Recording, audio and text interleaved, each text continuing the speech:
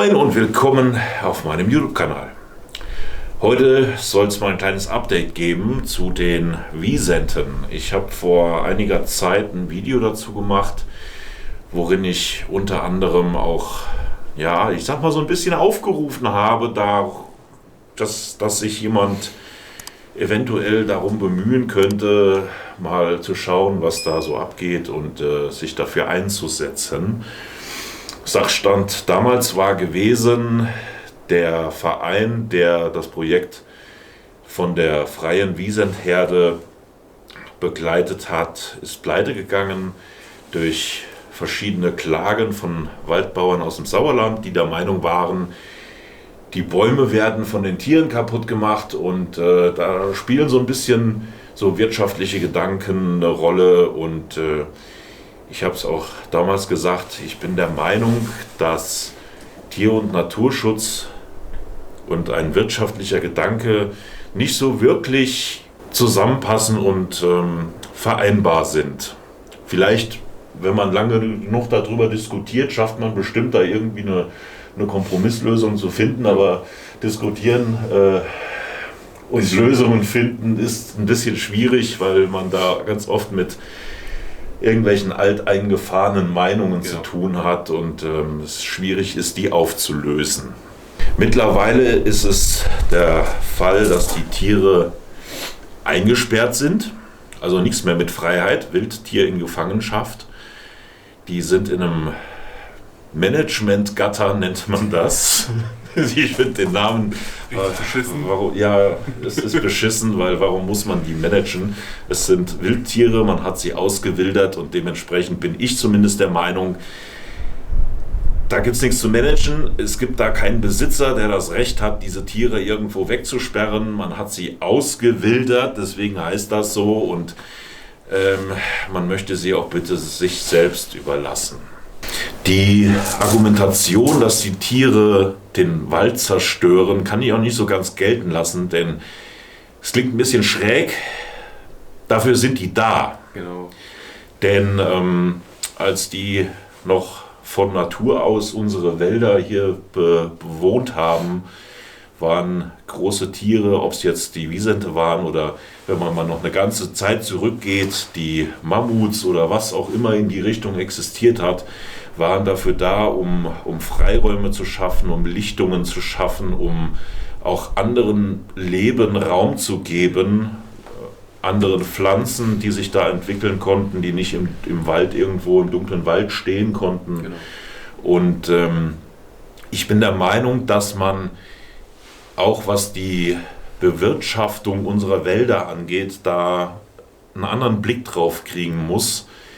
Auch hinsichtlich dieser Käfersituation in vielen Gegenden. Wir haben es ja auch hier, dass wir viele Fichten haben, die jetzt alle sterben. Man muss eventuell da ein Umdenken haben, was da stattfindet, denn man sieht, das funktioniert so nicht. Und ich zumindest bin der Meinung, dass auch die Wisente, die diese Freiräume eben schaffen und eine natürliche Waldentwicklung somit eben zu einer natürlichen Waldentwicklung beitragen, ein großer Teil davon sein können und sollten. Genau, wir haben ja bei uns jetzt noch den Rothirsch sonst, der das so ein bisschen macht, ja. Diese Kahlflächen und so dann halt auch ein bisschen frei halten und sonst haben wir nur die Wisente eigentlich. Ja, aber da hat man ja auch was gegen. Gegen den Rothirsch. Ja. Verbiss ist ja immer das Ja, ganz, ganz schlimm. Ja. Das Tier darf seiner natürlichen Neigung zu essen nicht nachkommen. Ja. Und Fegen und Geweihe und alles ganz ja. Böse und Rehböcke gibt es am besten auch nicht. Die muss man dann als Trophäen abknallen. Genau. Ja, aber wir schweifen etwas ab. sind wir gut drin. Ja. Was ist seitdem passiert? Man hat die Tiere, wie gesagt, eingesperrt in einem Gatter und es ist auch versucht worden, endlich mal von einer Naturschutzorganisation, dem BUND, dagegen vorzugehen, weil die auch der Meinung waren, Wildtiere dürfen nicht eingesperrt werden, dazu hat keiner die Berechtigung. Das Ganze ist vor Gericht gegangen und leider ist beschlossen worden, dass es scheinbar doch ein Recht gibt, Wildtiere einzusperren. Also sind sie immer noch eingesperrt. Der Kreis Siegen-Wittgenstein hat sich zwischenzeitlich der Sache angenommen und hat gesagt, ja, wir könnten dafür ein bisschen zuständig sein, aber irgendwie tut sich da auch nicht wirklich was. Und auch der Fürst hat ja zum Beispiel, der ist ja mit dabei, der hat ja eine große Summe auch an den Trägerverein zum Beispiel übernommen, um, ich glaube, hier das, wo wir jetzt gerade stehen, zu kaufen und die Tiere. Und er wollte sich ja angeblich auch eigentlich mit drum kümmern und jetzt auf einmal dann heißt es, ist doch nicht so ganz mein Schuh. Ja, wir hatten ja sowieso das Problem bei uns, wir haben ja hier noch Adel. Man könnte schon alleine das manchmal als Problem werten. Ja. Denn da sind so manche alten Dinge und Wege noch aktiv, genau, die eigentlich, ich glaube, nicht mehr ganz zeitgemäß sind. Etwas überholt. Ja, wir hatten hier das Problem, dass der damalige Fürstprinz, was auch immer, ich kenne mich mit dem Käse nicht so aus, weil mir ist das halt eigentlich unwichtig, genau, der hatte sich damals dafür eingesetzt, dass die Tiere überhaupt hier hinkommen. Und war auch an sich ein cooles Projekt. Wir hatten Wisente in Freiheit in Deutschland und bis auf hier gab es, glaube ich, damals nur noch in Polen eine freilebende Herde, eine freilebende Population der Tiere. Jetzt haben wir mittlerweile leider das Problem, dass unser Fürstprinz, wie auch immer, Richard, gestorben ist. Und sein Nachfolger sagt, okay, das war das Projekt vom Alten, ich bin der Neue. Ich bin nicht zuständig. Ich baue jetzt Windkraftanlagen. Genau. Windkraftanlagen, hier kann man sich drüber streiten, muss man aber nicht. Ich finde die Sache auf das Ganze bezogen eigentlich wichtig. Aber er schiebt diese Verantwortung auch seiner Familie, wenn man denn schon sagt, okay, wir haben jetzt Projekt Wisente, ne? Kann man diese Verantwortung dahinter nicht so ganz von sich weisen, als Nachfolger sich um diese Sache zu kümmern und einfach jetzt zu sagen, ja, ist unwichtig, ich bin jetzt der Neue. Genau, ja. Finde ich nicht richtig. Aber gut, das ist eine persönliche Meinung, darf jeder haben. Auch die Stadt Bad Berleburg, die sich hier auf dessen Boden wir uns quasi befinden, beziehungsweise die Herde befindet, die eingesperrte, hat versucht, sich da irgendwie zu engagieren und irgendwas zu erreichen. Da ist aber auch nicht so wirklich viel passiert, man hört nichts. Nö. Und ja, ich sag mal, bis auf so alle halbe Jahr lang mal was in der Zeitung, so beiläufig, habe ich das Gefühl, dass sich da nicht wirklich jemand drum kümmert. Was jetzt aktuell zum Problem wird, ist die Blauzungenkrankheit. Die Tiere an der Zahl um die 40 aufwärts mittlerweile sind befallen und betroffen von der Blauzungenkrankheit. Und momentan sterben da die Kälber. Es sind viele trächtige Tiere dabei und die Kälber, die geboren wurden, sterben einfach weg.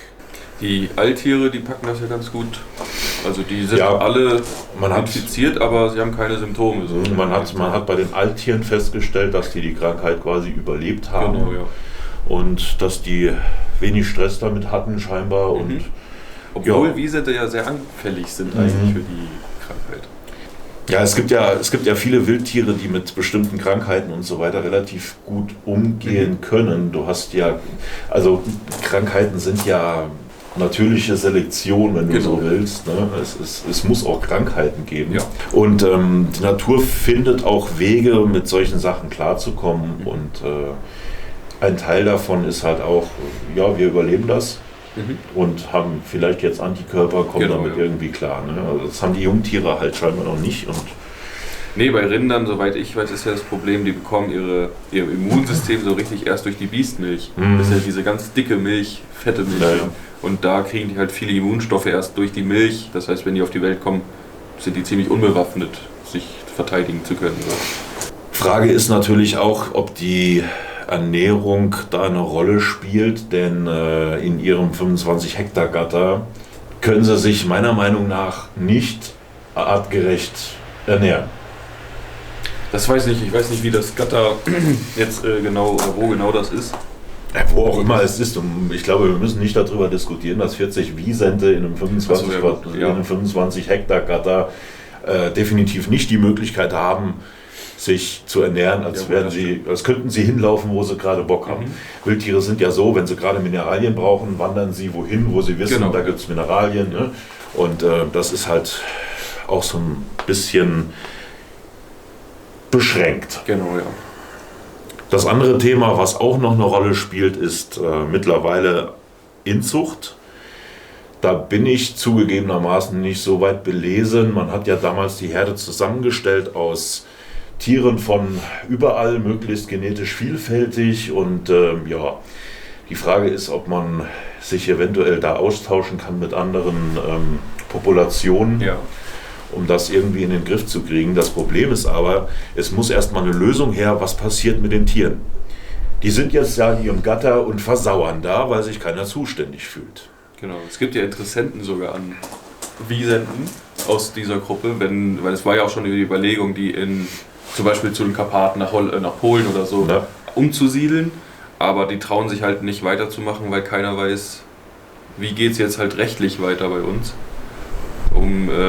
Da kannst du halt dann nicht einfach die Tiere rüberschiffen und gucken, was dann hier so passiert. Ich finde den Gedanken an sich, dass wir jetzt darüber entscheiden, was mit Wildtieren passiert, finde ich sowieso total schräg. Also entweder man wildert die aus und sagt, es sind Wildtiere und keiner ist dafür zuständig und die dürfen halt rumlatschen, wo sie wollen. Wenn sie abwandern in Westerwald, dann sind sie halt Westerwälder Wiesente. Genau. Ne? Aber hat ja auch nicht funktioniert, das Einzeltier, was in Westerwald abgewandert ist, das war ein einzelner Bulle, der ist leider verendet an einer Schusswunde, weil irgendein Vollidiot dachte, ich schieße jetzt mal einen Wiesent, wenn er hier rumläuft. Ne? Ist ja auch so schwer zu unterscheiden, so ein Reh und ein Wiesent ist ja kaum Größenunterschied. Kann man ja mal machen, aber irgendjemand schießt geil. 20 Kilo oder 300, was ist denn der Unterschied? Oder ja, bei einem großen Bullen reden wir von einer Tonne bis zu. Ne? Jungbulle, lass den mal irgendwas zwischen 600 und 800 Kilo gehabt haben oder so. Ist auf jeden Fall verendet an einer Schusswunde in der Schulter und alles nicht schön. Ja, die Frage ist, was passiert jetzt damit und wer schafft es endlich mal, sich dafür in einer Art einzusetzen, wo sich irgendwas tut. Genau, weil irgendwas muss da mit den Tieren gemacht. Ich finde, das kann so nicht weitergehen. Das auf keinen Fall. Ja. Also entweder sagt man jetzt, wir lassen sie frei und sie sollen machen, was sie wollen und keiner hat das Recht zu sagen, das dürfen sie jetzt aber nicht. Ne? Ein Reh darf ja auch hinlaufen, wo es will und essen, was es will. Ja. Wobei, verbissen wird, dann sagen wir es wieder. Ja, dann wird es halt wieder erschossen. Genau. Ist ja auch bei Wölfen, jeder will sie, aber irgendwie doch nicht. Genau, ja. Da weiß ja auch keiner, gibt es jetzt zu viele schon? Wann dürfen wir sie denn endlich abknallen? Oder, das ist echt, ne? Das sind alles so Diskussionen, aber ich bin der Meinung, dass 40 Wiesente jetzt nicht die Waldpopulation Deutschlands bedrohen.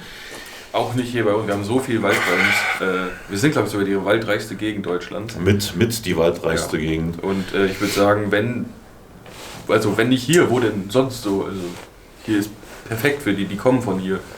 Also ich weiß nicht, was dagegen spricht. Sie gab es ja auch früher, wir haben sie nur ausgerottet. Genau, ne? ja. Das meine ich, also sie kommen von hier, sie sind Einheimische eigentlich. Ich finde auch, man kann jetzt nicht drüber diskutieren oder argumentieren, dass unsere Wälder gar nicht mehr so sind, wie sie mal waren. Denn dieses Argument, dass diese Wiesente eigentlich dafür zuständig sind, Wälder zu schaffen, wie sie mal waren, in Form von Freiflächen schaffen und das ist ja dieses Bäume zerstören. Eigentlich ist es gut für die Wälder. Genau. Ja, das ist halt dieses Wirtschaftsding wieder. Die einen denken halt nur wirtschaftlich, aber die Natur kommt sehr gut alleine klar eigentlich. Man muss sich nicht immer einmischen. Und die Natur ist halt keine Monokultur. Genau, ja.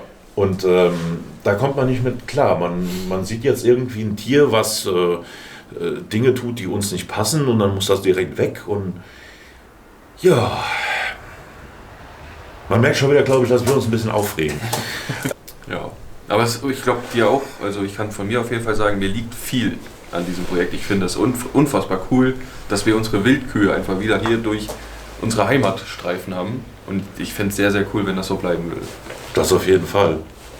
Aber wer findet sich? Vielleicht kann man an der Stelle mal sagen, vielleicht fällt euch irgendjemand ein, der auch eine gewisse Medienpräsenz hat, der Aufmerksamkeit hat, der eine Community dahinter stehen hat, die groß genug ist, um vielleicht auch im größeren Rahmen die Politik darauf aufmerksam zu machen. Und ein bisschen Druck machen. Und ein bisschen Druck machen kann, dass hier irgendwas passiert. Denn momentan, ja, wir haben halt Wiesente in einem Gatter, die an der Blauzungenkrankheit verrecken und die stehen halt da jetzt rum. Ja, ich habe ein bisschen das Gefühl, man wartet so gerade, dass es sich von selbst erledigt. Ja. Vielleicht passiert ja nichts mehr. Sowohl ehemals Zuständige in Form von Adel oder auch die momentan gesagt haben, sie kümmern sich drum und so weiter, wo man auch nichts mehr von gehört hat, dass man versucht, das, wie du sagst, dass man auch von der Seite versucht, das totzuschweigen. Einfach möglichst wenig davon zeigen, weswegen ich jetzt auch dazu animiert bin, ein kleines Update zu machen und einfach mal zu sagen, was hier jetzt Stand der Dinge ist. Um es eben nicht irgendwie so im Nirvana rumpaddeln zu lassen und das Thema verschwinden zu lassen. Ich habe auch im ersten Video gezielt zum Beispiel Robert Mark Lehmann angesprochen, weil er, ich würde behaupten, die nötige Aufmerksamkeit hat, um vielleicht irgendwas zu erreichen, auch durch Mission Erde eine Community hat, von der ich ganz nebenbei relativ viel halte. Ich habe auch letztens im Helgoland-Video jemanden getroffen aus der Community, so rein zufällig, oh, wir sind auch auf Helgoland, da ist ein Netz am Strand, lass uns das mal bergen. Coole Aktion, coole Leute und vielleicht gibt es auch da irgendjemanden, der mal versuchen kann, ob Mission Erde was erreichen kann oder ob Robert, der in seinen Videos, müsst ihr mal drauf achten, hinter sich an der Wand ein Wiesent hängen hat als Poster. Vielleicht gibt es die Möglichkeit, dass er das Thema mal aufgreift, seinerseits versucht, ein bisschen Aufmerksamkeit drauf zu lenken. Ja, es ist ein bisschen schwierig, diese ganze Naturschutz- und Tierschutzgeschichte will, glaube ich, so recht niemand anpacken. Es ist so ein bisschen, ja, das gibt mir nicht genug Reichweite. Das ist halt ein sehr polarisierendes Thema, wo dann halt ja, viel Streit immer passiert und so. Und man kann halt auch relativ schnell anecken, was, ihr kennt mich, mir relativ egal ist. Ich eck des Öfteren mal mit irgendwas an, ist mir auch Hupe. Aber irgendwas muss passieren. Ja, tippt euch die Finger wund, schreibt Kommentare, verlinkt Leute, die das vielleicht zu interessieren hat, eurer Meinung nach. Wer versucht hier irgendwie unsere Wälder gehen aber kaputt, komische Argumente für Sauerländer Waldbauern bringt, kann es bleiben lassen, juckt mich nicht. Ich meine, klar, könnt ihr da hintippen, wenn der Kommentar nicht vollends verblödet ist, lasse ich den auch stehen, dann könnt ihr euch selber in den Kommentaren die Köpfe einschlagen. Da halte ich mich dann aber raus. Ich bin mal gespannt, was euch dazu einfällt und würde das Thema jetzt einfach erstmal so stehen lassen und gucken, ob vielleicht sich irgendwas tut. Denn mehr können wir leider nicht tun. Es wird nur Zeit, dass was passiert und ich meine, man kann ja nicht darauf hoffen, darauf, dass jetzt hier demnächst irgendwelche Aktivisten um das Gatter in Bäumen wohnen und die Frage ist, was wollt ihr? Und von wem wollt ihr Aufmerksamkeit? Muss das extrem werden, bevor man sich darum kümmert? In diesem Sinne, falls sich da was tut, melden wir uns wieder. Bis dahin warten wir ab. genau. Horrido. Tschüss.